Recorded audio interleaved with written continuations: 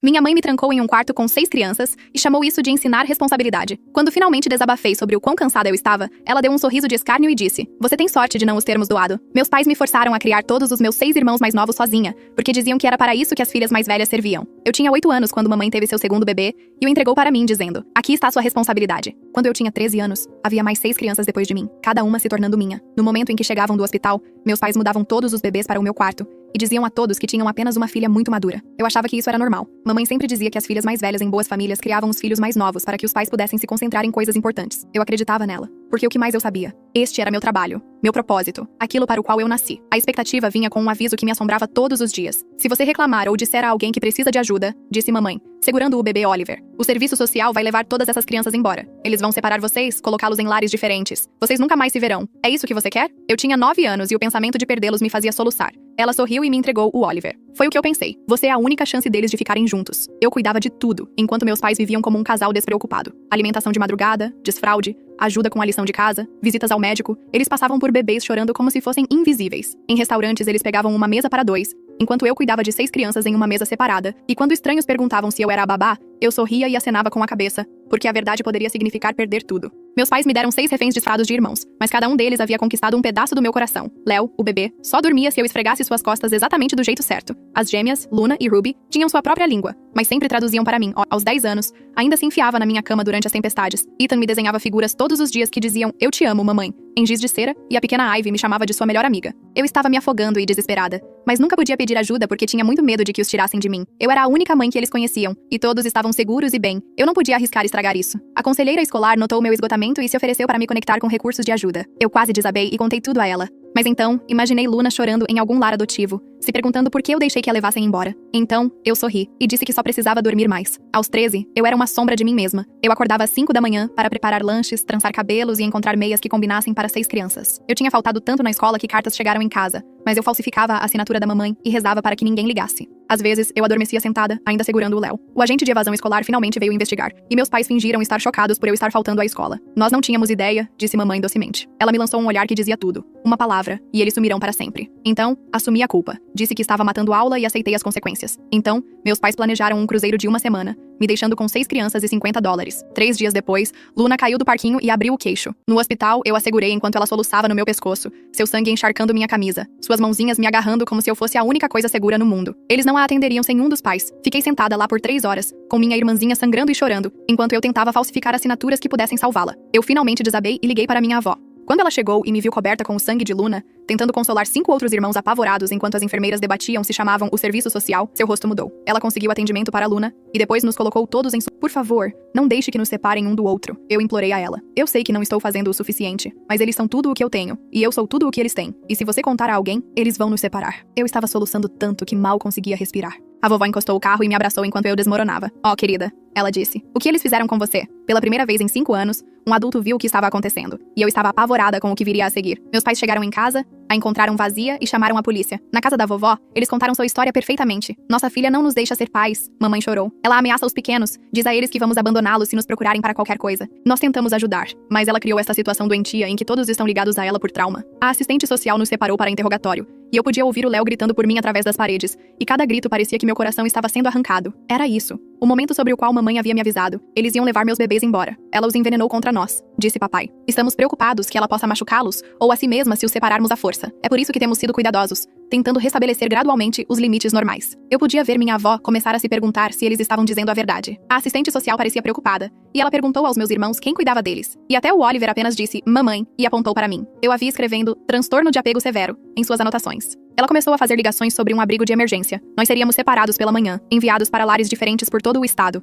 Eu ia perder as únicas pessoas que importavam para mim, a única razão que eu tinha para viver. Tudo porque nunca me permitiram ser apenas a irmã deles, como eu deveria ter sido. Mamãe me encarou e sussurrou com os lábios. "Eu te avisei." A caneta da assistente social riscava sua prancheta enquanto meu mundo desmoronava através das paredes finas. Os gritos de Léo se tornavam mais desesperados e meus braços doíam para segurá-lo, para dizer a ele que tudo ficaria bem, mesmo sabendo que não ficaria. Vovó se mexeu na cadeira ao meu lado. Sua mão encontrou a minha debaixo da mesa e apertou. A dúvida que eu tinha visto surgir em seus olhos mais cedo pareceu vacilar enquanto ela assistia à performance dos meus pais. Mamãe enxugava os olhos com um lenço. Embora nenhuma lágrima de verdade caísse, Ela aperfeiçoou esse ato ao longo de anos de reuniões escolares e visitas ao médico. Papai esfregava seu ombro, praticando simpatia, enquanto me lançava olhares de aviso sempre que a assistente social desviava o olhar. A assistente social, a senhorita Chen, folheou suas anotações e ela havia nos separado para entrevistas individuais. Protocolo padrão, ela explicara. Agora, estávamos sentados na sala da vovó para o que parecia ser um veredito sobre nossas vidas. A voz de Oliver veio através da parede, alta e assustada. Ele estava chamando por mim, não pela mamãe ou pelo papai. Por mim, porque era eu quem verificava se havia monstros debaixo de sua cama e sabia exatamente como ele gostava que seus sanduíches fossem cortados. A senhorita Chen pigarreou. Ela parecia cansada, como se já tivesse visto famílias desestruturadas demais para contar. Seus olhos se moviam entre meus pais e eu, calculando. Mamãe se inclinou para a frente,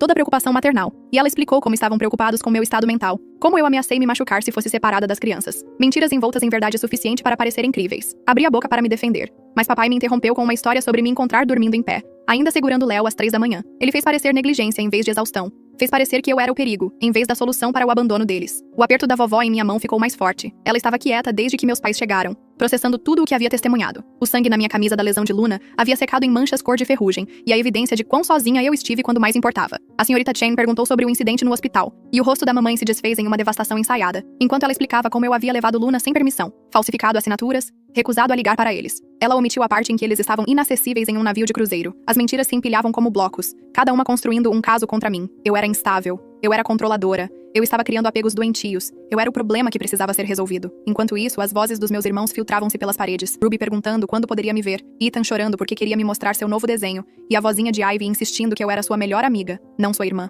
A senhorita Chen anotava tudo. Sua caneta se movia pela página em linhas limpas que determinariam nossos futuros. 7 vidas, dependendo de sua interpretação de uma situação distorcida demais para qualquer manual cobrir. Papai começou outra história. Esta sobre me encontrar ensinando as gêmeas que nossos pais não as amavam. Outra mentira com um pingo de verdade. Eu nunca disse essas palavras, mas eu as abracei enquanto choravam depois que a mamãe passou por elas como se fossem móveis. Eu expliquei que algumas pessoas demonstravam amor de maneiras diferentes, mesmo quando eu mesma não acreditava nisso. A porta da frente se abriu e a colega da senhorita Chen entrou com meus irmãos logo atrás. Ela se jogou em mim no segundo em que me viu, seu corpinho tremendo de alívio. Eu o peguei e o segurei com força, sabendo que poderia ser a última vez. Um por um, eles gravitaram em minha direção. Ivy subiu no meu colo ao lado de Léo. As gêmeas se aninharam ao meu lado. Oliver ficou atrás de mim com as mãos nos meus ombros e até Ethan, tentando ser corajoso aos 7 anos, se apoiou no meu joelho. Mamãe fez um som suave de angústia e papai balançou a cabeça tristemente, como se isso provasse o ponto dele sobre o apego doentio. Mas a vovó estava assistindo a algo completamente diferente. Ela viu como eu verifiquei automaticamente o curativo de Luna, como me ajeitei para acomodar todos eles sem pensar, como meu corpo se curvou protetoramente ao redor deles como se eu já tivesse feito isso 1000 vezes, porque eu tinha. A senhorita Chen observou nosso grupo com interesse profissional e ela fez mais anotações enquanto mamãe explicava como as crianças se recusavam a aceitar limites apropriados,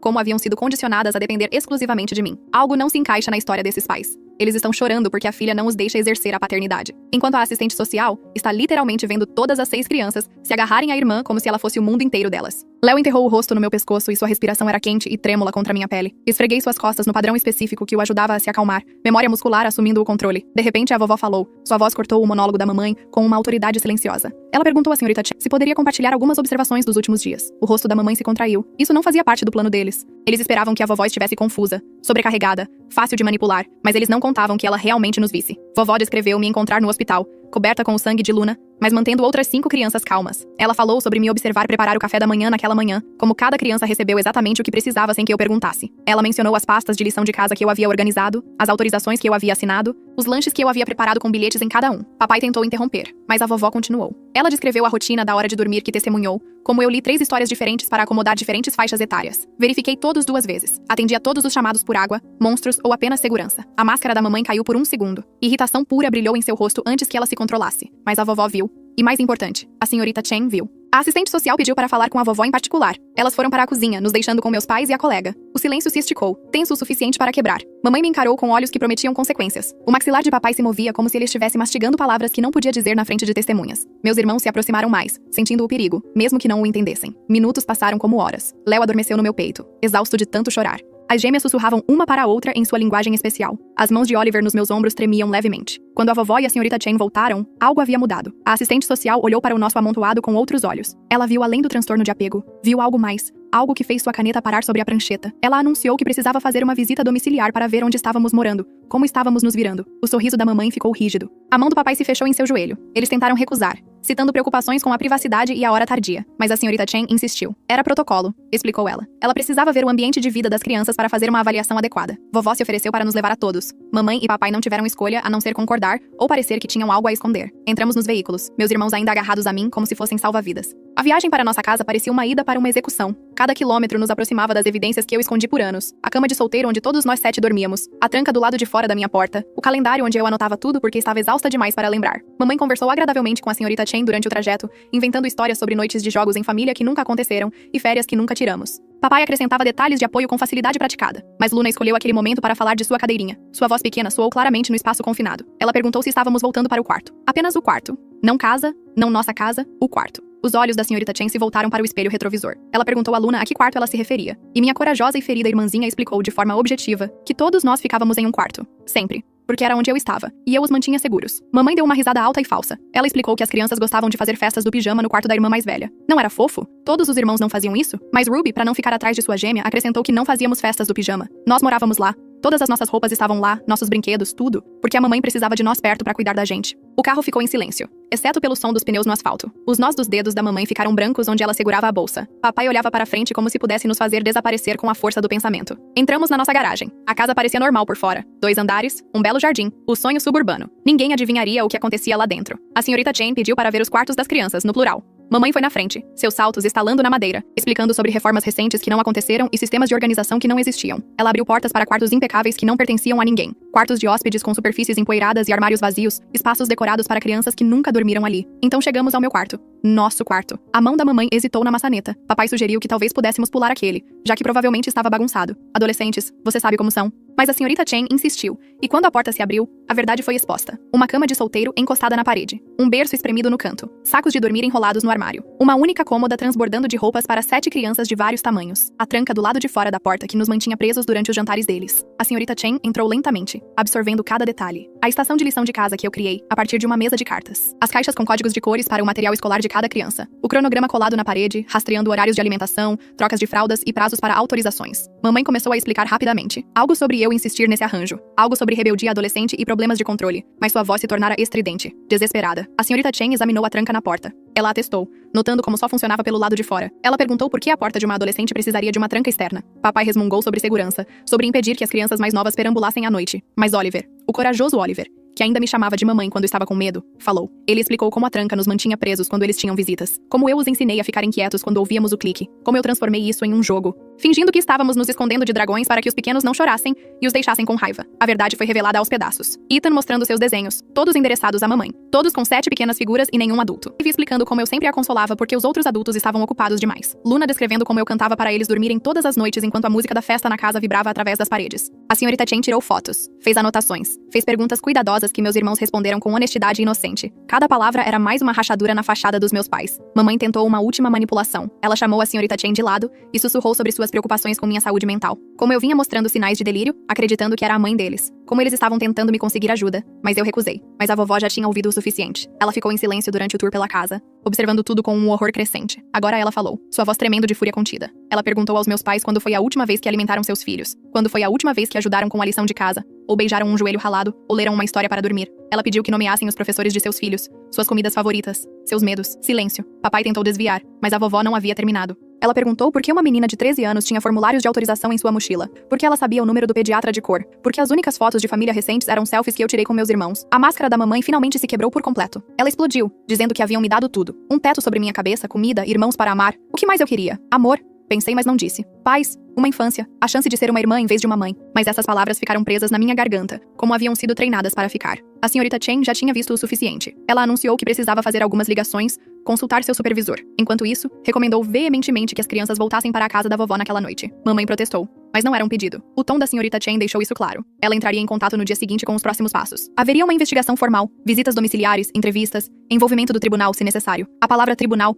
fez meu estômago despencar, mas a mão da vovó encontrou a minha novamente, firme e segura. Ela tinha visto a verdade agora. Ela entendia o que eles tinham feito comigo, conosco. Pegamos o que podíamos carregar, bichos de pelúcia favoritos, o cobertor especial de Léo, o travesseiro que as gêmeas compartilhavam. Mamãe e papai observavam da porta. Sua performance de pais perfeitos finalmente terminada. Enquanto voltávamos para a van da vovó, mamãe agarrou meu braço. Suas unhas cravaram o suficiente para doer. Ela se inclinou, seu hálito quente contra minha orelha. Ela me lembrou o que acontecia com crianças em lares adotivos. Como eram separadas, enviadas para estados diferentes. Como algumas nunca mais se viam. Como tudo isso era minha culpa por não ser grata. Mas a vovó viu. Ela se interpôs entre nós, quebrando o aperto da mamãe. Ela disse à minha mãe que a única culpa aqui era deles, que o que eles fizeram tinha um nome, e esse nome era abuso. Fomos embora em silêncio. Meus irmãos dormitavam ao meu redor, exaustos pela turbulência emocional. Eu olhava pela janela para os postes de luz passando, me perguntando o que o amanhã traria. As luzes da rua passavam borradas enquanto a vovó dirigia por bairros familiares. Segurei Léo com mais força, seu pequeno corpo irradiando calor contra meu peito. As gêmeas haviam adormecido de mãos dadas no meu colo, e a cabeça de Oliver repousava pesadamente no meu ombro. Apenas Eve permaneciam acordados, seus olhos arregalados de confusão. A casa da vovó apareceu como um santuário na escuridão. Entramos tropeçando,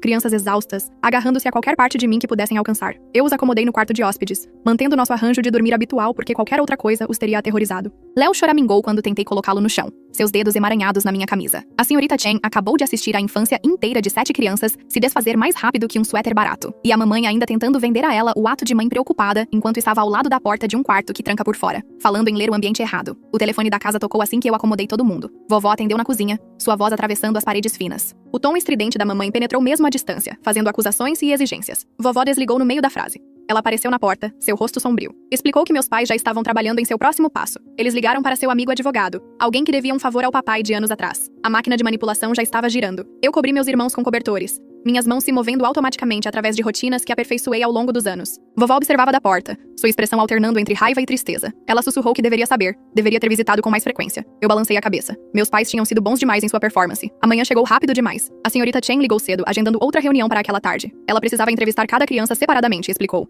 Procedimento padrão para casos envolvendo múltiplos menores. Meu estômago se revirou com o pensamento de meus irmãos serem interrogados sozinhos. Vovó fez o café da manhã enquanto eu vestia os pequenos. Ela comprou roupas que realmente serviam neles, algo com que meus pais nunca se importaram, e rodopiava em seu novo vestido, encantada com as flores brilhantes estampadas no tecido. Algo tão simples que apertou meu peito de emoção. A campainha tocou assim que terminamos de comer. Meus pais estavam na varanda, impecavelmente vestidos. Mamãe usava sua roupa de igreja, aquela que a fazia parecer uma mãe devotada. Papai estava com o braço em volta de seus ombros em solidariedade ensaiada. Eles trouxeram uma mulher com eles. Ela se apresentou como sua conselheira de família, alguém que eles estavam vendo para lidar com a situação comigo. Outra mentira, mas uma impossível de refutar. A conselheira falou suavemente sobre disfunção familiar e comportamentos de codependência, usando termos clínicos que me faziam parecer perturbada. Vovó se recusou a deixá-los entrar. A conversa aconteceu na varanda. Meus irmãos se espremiam contra as janelas, observando. Mamãe notou e acenou. Seu sorriso era brilhante e falso. Nenhum deles acenou de volta. A conselheira entregou uma pasta à vovó. Dentro havia e-mails impressos, supostamente de professores, expressando preocupação com meu comportamento possessivo com meus irmãos, falsificados. Eu soube imediatamente. As datas estavam erradas. A linguagem era formal demais. Mas a dúvida cintilou no rosto da vovó. Meus pais saíram com promessas de voltar com seu advogado. A conselheira deu um tapinha no meu ombro ao passar, sussurrando que a ajuda estava disponível quando eu estivesse pronta para aceitá-la. O toque dela me deu arrepios. Lá dentro, vovó espalhou os papéis pela mesa da cozinha. Ela estudou cada um cuidadosamente enquanto eu tentava manter meus irmãos ocupados. Mas Oliver já tinha ouvido o suficiente. Ele se aproximou de mim e colocou um papel amassado na minha mão. Seu diário escolar, aquele com o qual eu o ajudei no mês passado. A anotação era sobre família. Ele havia desenhado nossa casa com bonecos de palito, 7 pequenos agrupados em um único cômodo, 2 maiores de pé, bem longe. O comentário de sua professora em caneta vermelha. Oliver parece confuso sobre os papéis na família. Por favor, discuta na reunião. Vovó leu e seu maxilar se contraiu. Ela perguntou a Oliver quem tinha ido à sua reunião de pais e mestres. Ele apontou para mim, explicando que eu tive que fingir ser a babá porque os pais deveriam ir, não as irmãs. Ela começou a fazer ligações, suas amigas da igreja, outras avós que haviam expressado preocupação por nunca verem meus irmãos. Peças de um quebra-cabeça que meus pais não sabiam que existia. A senhora Patterson da rua de baixo se lembrou de me ver levando 6 crianças para o ponto de ônibus todas as manhãs, enquanto os carros dos meus pais ficavam na garagem. A senhorita Chen chegou pontualmente às 2. Ela trouxe um colega, alguém especializado em casos com várias crianças. Eles se instalaram em salas diferentes, preparando-se para entrevistar cada criança separadamente. Meu peito se apertou ao perceber que não podia protegê-los de perguntas que não podia ouvir. Léo foi primeiro, carregado pelo colega da senhorita Chen, porque se recusou a se afastar de mim. Seus gritos ecoaram pela casa por 20 minutos antes que eles desistissem e o trouxessem de volta. Ele se aninhou em meus braços, tremendo. As gêmeas foram juntas, insistindo que não podiam ser separadas. Através da porta fechada, ouvi a voz clara de Ruby explicando sua rotina diária. Como eu tranço o cabelo delas todas as manhãs, porque a mamãe diz que não é trabalho dela. Como eu sei qual gêmea gosta de pasta de amendoim e qual prefere geleia. Oliver me surpreendeu. Ele entrou na sala com os ombros eretos. Meu menino corajoso tentando proteger a todos nós. Ele saiu 30 minutos depois com os olhos vermelhos, mas com determinação no rosto. Ele sussurrou que contou a eles tudo sobre a tranca na porta. Ethan trouxe seus desenhos. Eu o observei carregar uma pilha inteira para a sala de entrevistas. Quando ele saiu, o colega da senhorita Chen o seguiu, segurando um desenho em particular. Mostrava uma figura rotulada como mamãe, cercada por figuras menores, enquanto 2 formas adultas estavam do lado de fora de uma borda preta e grossa. Ivy foi por último, agarrando a boneca que a vovó lhe dera naquela manhã. Ela tagarelava nervosamente enquanto a senhorita Chen a levava. Através da porta, sua voz soou claramente enquanto explicava como eu sempre a consolava, lia histórias para ela e procurava monstros, porque os outros adultos estavam sempre ocupados demais. Enquanto eles entrevistavam meus irmãos, a senhorita Chen me questionou na cozinha. Ela perguntou sobre rotinas diárias, cuidados médicos, decisões educacionais. Respondi honestamente, exausta demais para manter qualquer pretensão. Ela tomou notas enquanto eu explicava sobre falsificar autorizações e assinaturas de pais, sobre faltar à escola para consultas pediátricas, sobre esticar $50 para alimentar 7 crianças por uma semana. Ela perguntou por que eu nunca contei a ninguém. A pergunta pairou pesadamente entre nós. Como eu poderia explicar anos de condicionamento psicológico, a ameaça constante de separação, a maneira como a mamãe me fez acreditar que eu era a única coisa entre meus irmãos e o desastre? Eu tentei mesmo assim. Contei a ela sobre os avisos que começaram quando Oliver nasceu, as histórias sobre lares adotivos que me davam pesadelos, a vez em que a mamãe nos levou para passar por um abrigo, e descreveu em detalhes como meus irmãos sofreriam lá por causa do meu egoísmo. A expressão da senhorita Chen mudou. Ela perguntou se eu já tive permissão para levar amigos em casa, se participei de eventos ou atividades escolares, se tive alguma vida fora de cuidar dos meus irmãos. A resposta para tudo foi não. As entrevistas terminaram com a chegada da noite. A senhorita Chen e seu colega conversaram em voz baixa enquanto eu fazia o jantar com a ajuda da vovó. Meus irmãos se agarravam a mim mais do que o normal, perturbados pelas perguntas e pela separação. Léo não me largou desde sua tentativa de entrevista. A senhorita Chen explicou suas conclusões preliminares. As crianças mostravam sinais claros de parentificação e confusão de papéis. Meus irmãos genuinamente acreditavam que eu era sua cuidadora principal. Eles mostravam apego mínimo aos nossos pais e ansiedade significativa quando separados de mim. Ela agendou uma avaliação formal para o dia seguinte. Uma psicóloga infantil avaliaria nossa dinâmica familiar.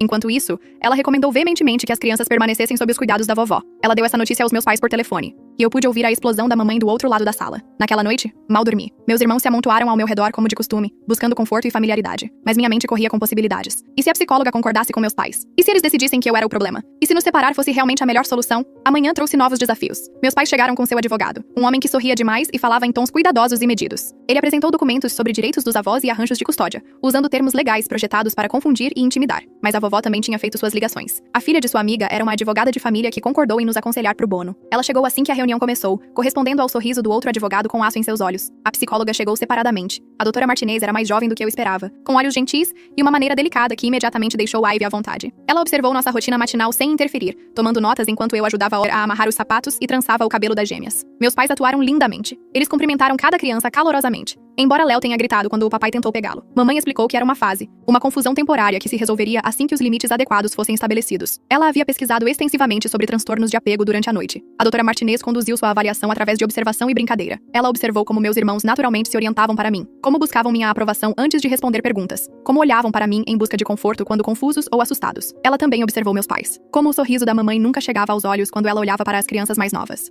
Como o papai checava o celular constantemente, mais interessado em e-mails de trabalho do que nas atividades de seus filhos. Como nenhum dos dois sabia qual gêmea era qual sem verificar a pequena marca de nascença no pulso de Luna. O advogado tentou controlar a narrativa. Ele apresentou meus pais como vítimas de uma adolescente perturbada que se inseriu inadequadamente em um papel parental. Ele tinha impressões de fóruns online sobre abuso entre irmãos, destacando passagens sobre crianças mais velhas que manipulavam as mais novas. Mas então Oliver fez algo inesperado. Ele caminhou até a mesa onde os adultos estavam sentados e colocou seu diário na frente da doutora Martinez. Ele havia escrito uma nova anotação naquela manhã, pedindo minha ajuda para soletrar as palavras corretamente. Minha irmã cuida de nós porque ninguém mais cuida. Ela não é má, ela nos ama. Por favor, não a levem embora. A máscara da mamãe caiu. Ela gritou com Oliver por mentir, por ser manipulado, por não entender a situação. Sua voz subiu, aguda o suficiente para fazer Ivy chorar. As anotações do diário de Oliver continuam aparecendo nos momentos exatos. Primeiro, o desenho que sua professora comentou. Agora, essa declaração perfeitamente cronometrada. Essas crianças parecem notavelmente organizadas para serem tão jovens, passando bilhetes e guardando provas como pequenos detetives construindo um caso contra seus próprios pais. Papai tentou acalmá-la, mas o estrago estava feito. A doutora Martinez tinha visto a mulher real por trás da performance. A avaliação continuou por horas. A doutora Martinez entrevistou a vovó sobre suas observações. A senhora Patterson da rua de baixo chegou inesperadamente, tendo ouvido sobre a situação através de amigos da igreja. Ela testemunhou sobre me ver cuidando de 6 crianças sozinha, sobre os carros dos meus pais na garagem enquanto eu levava todos para a escola na chuva. Minha antiga professora, a senhorita Roberts, veio também. Ela guardava registros de cada assinatura falsificada, cada reunião de pais perdida onde eu apareci no lugar deles. Todas as vezes que tentou contatar meus pais sobre minhas faltas, apenas para ouvir que eu estava passando por uma fase. A evidência se acumulava como blocos de construção. Cada pessoa adicionava mais uma peça ao quadro de negligência e abandono que meus pais haviam escondido cuidadosamente. Mamãe ficava cada vez mais agitada, sua fachada de mãe perfeita rachando a cada testemunho. Ela finalmente explodiu quando a conselheira escolar chegou com a documentação de minhas notas em declínio e exaustão. Mamãe acusou todos de conspirarem contra ela, de tentarem roubar seus filhos, de não entenderem o quão difícil eu tinha tornado as coisas. Papai tentou controlar os danos, mas era tarde demais. A doutora Martinez tinha visto o suficiente. Ela anunciou que precisava fazer seu relatório para a senhorita Chen imediatamente. A recomendação formal levaria tempo, mas sua avaliação inicial era clara. As crianças foram submetidas a severa parentificação e negligência emocional. O advogado dos meus pais tentou argumentar, mas até ele parecia perceber que a batalha estava mudando. Ele os aconselhou a sair antes que mais danos fossem causados. Mamãe recusou a princípio, fazendo acusações descontroladas sobre a vovó envenenar as crianças contra ela. Mas quando Léo começou a chorar e a estender os braços para mim, quando as gêmeas se esconderam atrás das minhas pernas, quando até o corajoso Oliver se afastou de sua aproximação, ela finalmente parou. O silêncio que se seguiu foi ensurdecedor. Eles saíram com ameaças de batalhas judiciais e disputas de custódia. O advogado prometeu que aquilo não havia acabado, que os pais tinham direitos, que um dia ruim não apagava anos fornecendo comida e abrigo. Mas suas palavras soaram vazias diante das evidências de negligência sistemática. Naquela noite, a senhorita Chen voltou com documentos oficiais. A guarda de emergência estava sendo transferida temporariamente para a vovó. Uma investigação completa se seguiria, mas por enquanto poderíamos ficar juntos. O alívio quase me derrubou. Vovó assinou os papéis enquanto eu abraçava meus irmãos. Eles não entendiam as complexidades legais, mas sabiam que algo importante havia acontecido. Ivy perguntou se poderíamos ficar para sempre. Eu não consegui responder por causa das lágrimas. A senhorita Chen explicou os próximos passos. Haveria audiências judiciais, avaliações de custódia, aconselhamento familiar obrigatório. Meus pais teriam direitos de visita supervisionada inicialmente. O processo seria longo e difícil, mas o perigo imediato havia passado. Ela me chamou de lado, em particular. Reconheceu o que eu havia feito, a situação impossível em que fui forçada a entrar. Ela prometeu que nos manter juntos era a prioridade, que ninguém me puniria por proteger meus irmãos da única maneira que eu sabia. Naquela noite, a vovó nos aninhou em camas que ela montou às pressas em seus quartos de hóspedes. Camas de verdade, com lençóis limpos e espaço suficiente para todos. Léo ainda insistia em dormir ao meu lado, mas pela primeira vez, parecia uma escolha, e não uma necessidade. Fiquei acordada ouvindo a respiração tranquila deles. O amanhã traria novos desafios. Meus pais não desistiriam facilmente. Haveria datas no tribunal, avaliações e perguntas que eu não queria responder. Mas esta noite, estávamos seguros. Estávamos juntos. E pela primeira vez em 5 anos, eu tinha um adulto que realmente queria ajudar. Vovó apareceu na porta, verificando-nos mais uma vez. Ela sussurrou que havia contratado uma advogada melhor. Alguém especializada em casos como o nosso. Alguém que entendia que família não era apenas sobre sangue, mas sobre quem aparece quando importa. As semanas seguintes nos testariam a todos. Meus pais tentariam todas as manipulações, todas as manobras legais, todas as armas emocionais em seu arsenal. Mas algo havia mudado fundamentalmente. A verdade estava exposta. A performance havia acabado. E eu não estava mais sozinha para proteger a única família que importava para mim. A manhã seguinte trouxe o caos à porta da vovó. Meus pais chegaram com 2 advogados desta vez. Suas expressões frias e calculadas. Mamãe usava um terno conservador,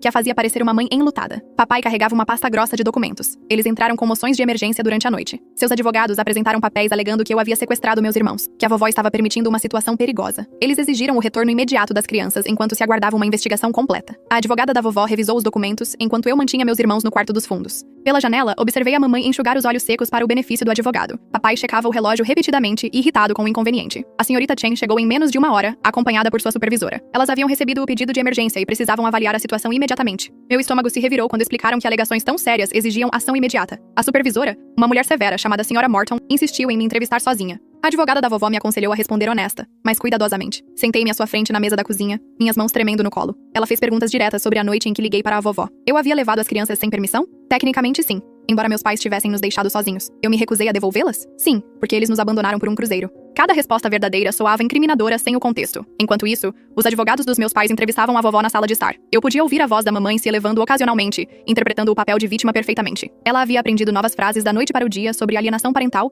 e manipulação emocional. Oliver entrou sorrateiramente na cozinha, apesar das instruções para ficar para trás. Ele se pressionou contra mim e a Sra. Morton observou nossa interação com atenção. Quando ela perguntou quem cuidava dele, ele apontou para mim sem hesitar. Ela escreveu algo em suas anotações que apertou meu peito. As gêmeas escaparam em seguida, atraídas pela ausência de Oliver. Elas subiram no meu colo como fizeram 1000 vezes antes. Ruby explicou à Sra. Morton que eu tranço o cabelo delas todas as manhãs porque sou a única que sabe como fazer. Luna acrescentou que eu corto as cascas dos sanduíches do jeito certo. A Sra. Morton observou como elas se orientavam naturalmente para mim, como eu respondia às suas necessidades sem pensar. Ela perguntou se elas já procuraram seus pais para obter conforto. As gêmeas pareceram confusas com a pergunta. Ruby finalmente disse que tentaram uma vez, mas a mamãe disse que estava ocupada. À tarde, todos os meus irmãos haviam encontrado o caminho para a cozinha. Até mesmo Léo, que deveria estar tirando uma soneca, entrou cambaleando, arrastando seu cobertor. Ele subiu em meus braços e adormeceu contra meu peito, com o polegar na boca. A Sra. Morton me observou lidar com 6 crianças sem esforço. Ajudei Ethan com uma farpa enquanto segurava Léo. Mediei uma disputa entre as gêmeas por um giz de cera, lembrei Oliver sobre seu inalador e ajeitei a meia torcida de Ivy. Tudo isso enquanto respondia a perguntas. Ela perguntou sobre os cuidados médicos. Recitei de cor os calendários de vacinação, alergias, medicamentos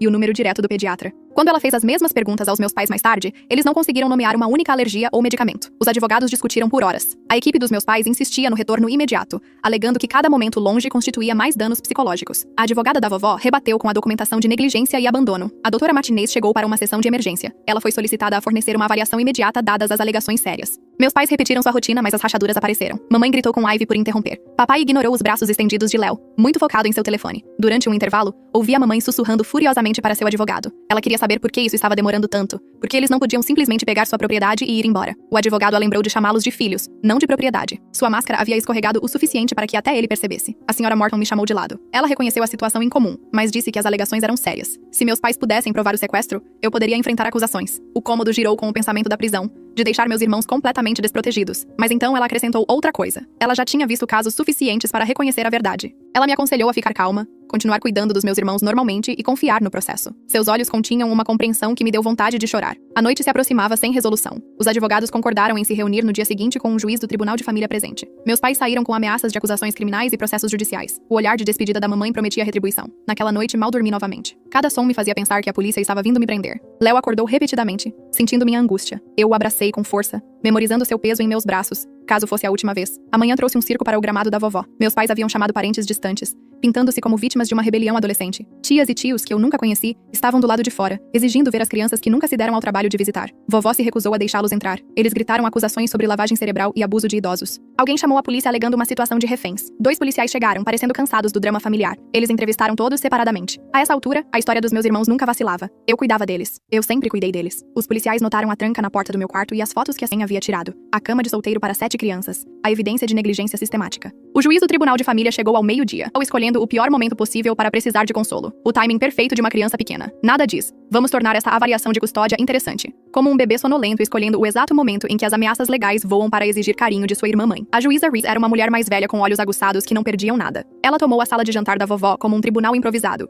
Embora tenha enfatizado que era apenas uma audiência preliminar, meus pais apresentaram seu caso primeiro. Seus advogados pintaram um quadro de pais preocupados tentando recuperar os filhos do controle de uma adolescente perturbada. Eles tinham testemunhas de caráter, amigos que nunca questionaram porque nunca viam as crianças, que acreditaram em qualquer história que lhes foi contada. Mas então as evidências se acumularam contra eles. A senhorita Chen apresentou suas conclusões. A doutora Martinez explicou a parentificação e a inversão de papéis. A senhora Morton, apesar de seu ceticismo inicial, testemunhou sobre me observar cuidar de 6 crianças com mais habilidade do que a maioria dos adultos. A juíza pediu para falar com cada criança. O advogado dos meus pais se opôs, mas ela o indeferiu. Um por um, meus irmãos contaram sua verdade. Oliver explicou sobre a tranca. As gêmeas descreveram dormir no chão. Ethan mostrou seus desenhos. Ivy falou sobre passar fome quando eu não estava lá para fazer comida. Léo foi o último. Aos 2 anos, ele mal conseguia testemunhar, mas suas ações falaram por si. Quando a juíza pediu que ele fosse para a mamãe dele, ele foi direto para mim. Quando ela esclareceu que se referia à sua outra mamãe, ele pareceu confuso e se aproximou ainda mais de mim. O advogado dos meus pais tentou controlar os danos. Ele argumentou sobre direitos biológicos, sobre confusão temporária, sobre a necessidade de intervenção profissional para restaurar os laços adequados. Mas a juíza já tinha visto o suficiente. Ela emitiu uma decisão preliminar. As crianças permaneceriam com a vovó sob guarda de emergência. Meus pais teriam apenas visitas supervisionadas, pendentes de avaliações psicológicas completas. Quaisquer acusações criminais foram descartadas como infundadas, dadas as evidências de abandono. Mamãe explodiu. Ela gritou sobre seus direitos, sobre a injustiça, sobre como todos nós nos arrependeríamos disso. Papai tentou acalmá-la, mas ela se voltou contra ele também, culpando-o por não controlar melhor a situação. A união perfeita deles se quebrou na frente de todos. A família distante se dispersou, envergonhada com os amigos que vieram como testemunhas de caráter saíram em silêncio. No final, meus pais ficaram sozinhos no gramado da vovó, sua performance finalmente terminada, sem público para apreciar. Mas eles não haviam terminado. Nas semanas seguintes, eles tentaram de tudo. Denunciaram a vovó por abuso de idosos. Ligaram para o conselho tutelar com denúncias anônimas sobre uso de substâncias. Apresentaram queixas ao conselho escolar sobre evasão. Cada investigação encontrou a mesma coisa. 7 crianças prosperando sob os cuidados da vovó. Frequência perfeita agora que eu não precisava faltar à escola. Notas melhorando. Léo falando mais palavras a cada dia. As gêmeas tornando-se confiantes o suficiente para brincar separadamente às vezes. As visitas supervisionadas foram desastres. Mamãe passava o tempo todo tentando interrogar as crianças sobre o que disseram ao juiz. Papai sentava no canto ao celular, ocasionalmente levantando a cabeça para reclamar do trabalho perdido. A supervisora encerrou várias visitas mais cedo devido ao comportamento inadequado. Eles tentaram a manipulação através de presentes. Brinquedos caros apareciam nas visitas. Subornos por afeto. Mas Oliver empurrou o carro de controle remoto, dizendo que preferia que alguém lesse para ele. As gêmeas ignoraram as bonecas chiques, perguntando em vez disso por que a mamãe nunca tranva o cabelo delas. O advogado deles os aconselhou a mostrar uma mudança genuína. Eles se inscreveram em aulas de paternidade, mas compareceram esporadicamente. Começaram a terapia, mas demitiram 3 terapeutas que sugeriram que eles poderiam ser os culpados. Eles não conseguiam fingir responsabilidade porque genuinamente acreditavam que não haviam feito nada de errado. Enquanto isso, a vida na casa da vovó se estabeleceu em novos ritmos. Eu ainda acordava cedo por hábito, mas agora a vovó ajudava com o café da manhã. Meus irmãos ainda vinham a mim em busca de conforto, mas começaram a confiar na vovó também. Léo até cochilava em seu colo às vezes. A escola se tornou possível novamente. Entrei em grupos de estudo, fiz uma amiga, até fui a uma festa da escola. Meus irmãos prosperaram com cuidados consistentes e paternidade de verdade. A ansiedade de Oliver diminuiu. As gêmeas desenvolveram personalidades individuais. Os desenhos de Ethan mostravam figuras felizes agora. A audiência final de custódia chegou 6 meses depois. Meus pais entraram com novos advogados. Seu quarto conjunto. Eles criaram uma nova narrativa sobre problemas temporários de saúde mental, sobre estarem sobrecarregados, sobre quererem reparar sua família. Mas a evidência era esmagadora. 6 meses de visitas supervisionadas fracassadas. Múltiplos profissionais testemunhando sobre os danos causados. A preferência clara de meus irmãos documentada extensivamente. Até mesmo seus novos advogados pareciam saber que estavam lutando uma batalha perdida. Eu testemunhei por último. A juíza me perguntou diretamente o que eu queria. Pela primeira vez em 6 anos, falei minha verdade na frente dos meus pais sem medo. Expliquei a exaustão, o isolamento, o terror constante da separação. Descrevi criar 6 crianças sendo eu mesma uma criança. Mamãe tentou interromper para corrigir minhas mentiras, mas a juíza a silenciou. Continuei, explicando como amava meus irmãos, mas queria ser a irmã deles, não a mãe. Como eles mereciam pais de verdade, não donos que os viam como fardos. A decisão da juíza foi rápida e decisiva. Guarda total para a vovó. Os direitos dos meus pais reduzidos a visitas supervisionadas a cada 2 semanas, condicionadas à conclusão de terapia e aulas de paternidade. A parentificação foi registrada como abuso emocional severo nos registros oficiais. Meus pais saíram sem dizer uma palavra a nenhum de nós. Sua performance não teve final, nem saída dramática. Eles simplesmente foram embora, já discutindo um recurso com seus advogados. Mas todos sabiam que havia acabado. Eles haviam perdido seu público permanentemente. Naquela noite, comemoramos em silêncio. Vovó fez um jantar especial. Meus irmãos fizeram desenhos e cantaram canções. Léo deu seus primeiros passos independentes pela sala de estar, finalmente confiante o suficiente para se soltar. Nós comemoramos como se ele tivesse ganhado uma medalha olímpica. Meses se passaram. As visitas de meus pais tornaram-se menos frequentes. Eles cancelavam por viagens de trabalho ou eventos sociais. Eventualmente, eles se mudaram para outro estado para um novo começo. Suas visitas caíram para mensais, depois apenas feriados. E então quase nunca. Comecei a terapia para processar 6 anos de trauma. Meus irmãos frequentaram ludoterapia para aprender apegos saudáveis. Vovó fez aulas de paternidade voluntariamente, determinada a nos dar tudo o que perdemos. Não éramos perfeitos, mas estávamos nos curando. No meu aniversário de 15 anos, a vovó me deu uma festa de verdade. Amigos da escola vieram. Brincamos de jogos bobos e comemos bolo demais. Meus irmãos me fizeram cartões com desenhos e palavras com erros de ortografia que significavam tudo. Pela primeira vez, me senti uma adolescente. A finalização da adoção ocorreu em uma terça-feira chuvosa. Vovó se tornou oficialmente nossa guardiã legal permanente. Meus pais não contestaram, ocupados demais com suas novas vidas para lutar mais. Estávamos no gabinete do juiz. Todos nós 7 mais a vovó, tornando-nos uma família legal. Naquela noite, coloquei meus irmãos em suas próprias camas, em seus próprios quartos. Eles ainda subiam na minha cama durante as tempestades. Mas por escolha agora, não por necessidade. Beijei cada testa, disse boa noite e caminhei para o meu próprio quarto. Meu quarto com pôsteres nas paredes e lição de casa na minha mesa, com uma porta que trancava por dentro se eu quisesse privacidade, com espaço apenas para mim, porque eu tinha 15 anos. E é isso que os adolescentes de 15 anos merecem. Vovó apareceu na minha porta para o nosso novo ritual noturno. Ela perguntou se todos estavam acomodados, se eu precisava de alguma coisa, se eu estava bem. Perguntas tão simples, mas que significavam tudo. Alguém mais estava verificando, cuidando, sendo pai, mãe. Peguei meu diário, um presente da minha terapeuta. Dentro, escrevi sobre coisas normais de adolescente, dramas da escola, novidades sobre paqueras, planos para o fim de semana. As anotações eram chatas e lindas, exatamente como deveriam ser. Meus irmãos estavam seguros, amados e prosperando. E finalmente, eu também estava.